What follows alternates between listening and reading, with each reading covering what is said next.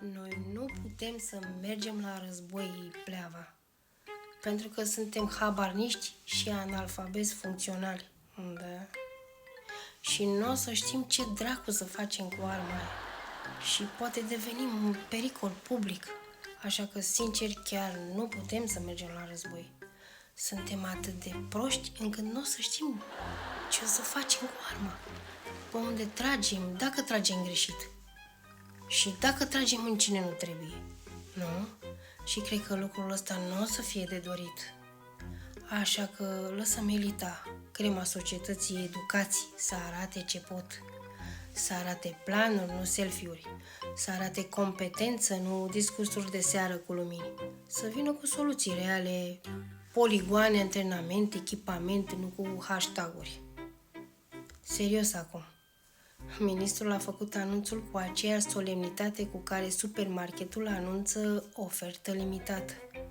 Chemăm rezerviști sau fiecare român trebuie să știe să tragă cu o armă. Sună bine pe ecran. A doua zi au venit oameni care n-au mai pus bocancii din liceu, bătrâni care abia mai își aduc aminte unde au pus plasa cu roșii. E mobilizare sau reclamă? La unii le-a mai dat și adresa greșită.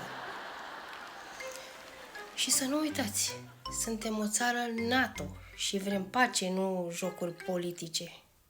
Și pentru cine să luptăm? Pentru Ucraina? Deci pentru ei.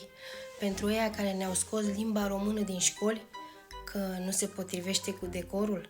Pentru ei care ne-au plimbat preoții prin judecăți și au schimbat lacătele la biserici ca la renovarea de apartament.